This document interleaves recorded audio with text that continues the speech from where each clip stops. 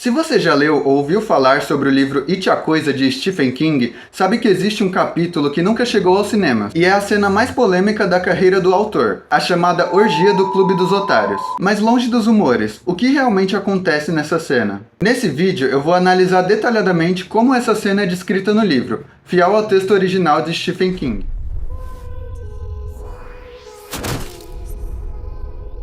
Salve curiosos, eu me chamo Max, sejam bem-vindos a mais um vídeo do Fator X. Como vocês sabem, nesse vídeo eu vou falar de uma polêmica que é tão forte que alguns fãs de It a Coisa evitam falar sobre o assunto. A famosa e polêmica Orgia do Clube dos Otários.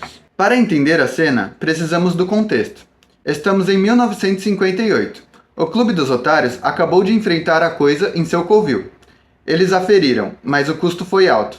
Eles estão exaustos, feridos e, o pior de tudo, perdidos. Beverly toma a decisão de que precisa fazer algo para ancorar os meninos e restaurar a unidade no grupo. No livro, o ato é descrito como algo quase ritualístico e transcendental, longe de uma conotação puramente erótica. No escuro absoluto do esgoto, Beverly se oferece aos meninos. Ela acredita que o sexo é a forma máxima de intimidade e união que pode quebrar a barreira da individualidade e torná-los um só novamente. De forma consensual e silenciosa, ela se envolve com cada um dos 6 meninos, Bill, Ben, Rich, Stan, Mike e Ed. O livro descreve a experiência através de uma prosa que mistura a sensação física com uma espécie de despertar espiritual. Para os meninos, o ato não é sobre luxúria, mas sobre conforto e recuperação da coragem.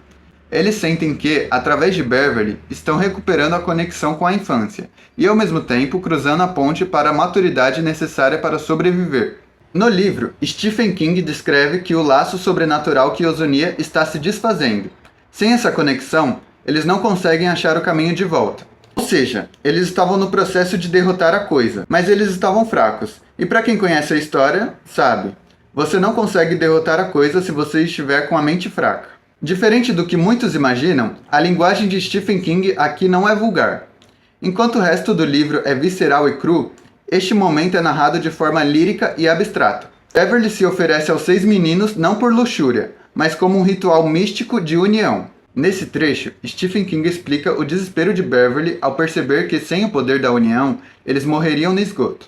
Eles estavam começando a se esquecer uns dos outros. A união estava se quebrando. O grupo que enfrentara a Coisa sob as ruas de Derry não existia mais. Estavam se tornando apenas 7 crianças perdidas no escuro. Se não fizesse alguma coisa, eles nunca encontrariam o caminho de volta. Nesse outro trecho, Stephen King descreve a ação de Beverly não como um desejo físico, mas como uma ferramenta mística para religar o grupo.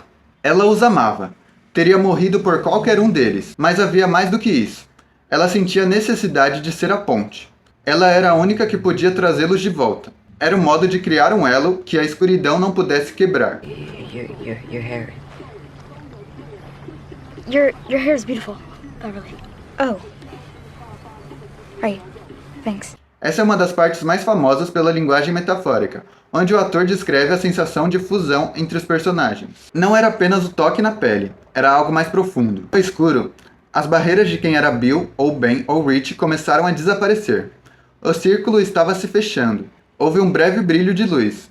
Não uma luz de que os olhos pudessem ver, mas que o coração sentia. O elo de prata que os unia estava sendo forjado novamente, mais forte do que antes. Nesses trechos do livro, você pode notar que o Stephen King evita termos anatômicos explícitos ou linguagem vulgar. Ele prefere focar em a luz e o círculo, termos recorrentes para indicar que o evento era uma proteção mágica, e amor ao invés do desejo. Stephen King enfatiza repetidamente que o que movia os personagens era um amor fraternal, levado a um extremo espiritual para combater uma força maligna absoluta. Logo após essas sequências, o livro traz uma frase curta que encerra o capítulo e mostra que o objetivo foi alcançado. O poder voltou. Bill sentiu o puxão em sua mente, como uma bússola apontando para o norte. Sei para onde ir, ele disse, e eles o seguiram. Stephen King explicou em diversas entrevistas que a cena simboliza a passagem da infância para a vida adulta. E não só o Stephen King fala isso nas entrevistas, como o diretor dos filmes de It a Coisa também fala, o Andy. What about the orgy? The orgy was something that I was never really interested in shooting. I thought it was unnecessary. I mean, it lives in the book. In my opinion, it's a metaphor of growing from being kids to adults. Like it was, you know, it's not an orgy. Like it's badly named the orgy. It's just like Beverly having sex with the rest of the losers. I thought it was unnecessary because it talked about, it was a metaphor of something that was already, you know, a through line of. Ao enfrentarem um mal absoluto, Pennywise, a infância deles acabou prematuramente. O sexo seria o rito final que os unificaria para que pudessem sair do submundo. King usa a metáfora um elo de prata, que se fortalece após o ato, permitindo que eles finalmente encontrem a saída. Após o ocorrido, o grupo consegue se orientar e sair dos esgotos. No entanto, o trauma e a magia daquele verão começam a desaparecer de suas memórias, quase imediatamente após deixarem Derry. Uma proteção psicológica que a própria cidade ou a coisa exerce sobre quem sobrevive a ela. Essa cena nunca foi para as telas por motivos óbvios. É perturbadora e envolve menores de idade, mas no universo literário de King, ela serve como uma ponte metafórica.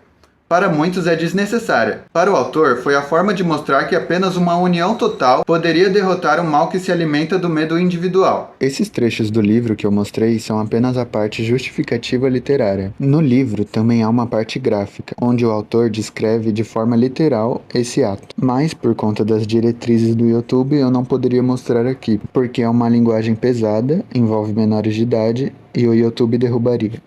Eu acho que analisando esses trechos, vocês conseguem entender que esse grande rumor que cerca It a Coisa é muito aumentado, sabe? E eu lembro que quando eu peguei o livro emprestado para ler, as pessoas falaram, não pega esse livro não, ele é meio estranho. E eles deram até um spoiler falando que chega um momento que as crianças começam a fazer essa coisa. E analisando essa situação do livro, eu acho que muitas pessoas da vida real se descobrem na pré-adolescência, então é algo que acontece na vida real. Não para proteger uma cidade de uma entidade maligna, mas muitas pessoas começam a se descobrir sexualmente na pré-adolescência ou depois. As partes que descrevem esse ato são muito literais, mas por que tão literais? O autor do livro explicou que se ele usasse apenas metáforas, o leitor poderia pensar que aquilo foi um sonho ou uma alucinação, mas ele queria que fosse real e irreversível. Na mente dele, para derrotar um monstro real, a coisa, as crianças precisavam cometer um ato adulto real. O choque da linguagem literal serve para marcar que, a partir daquele segundo, eles nunca mais poderiam voltar a ser crianças inocentes. Vale ressaltar que na época em que ele escreveu o livro, ele estava sob forte influência de substâncias e admitiu mais tarde que sua intenção era chocar, para mostrar que o mal da coisa era tão grande que exigia um contra-ataque igualmente extremo e adulto. Mas o que vocês acham? Vocês acham desnecessária essa cena? Ou vocês acham que faz sentido para a história? Tá ligado? Não sei.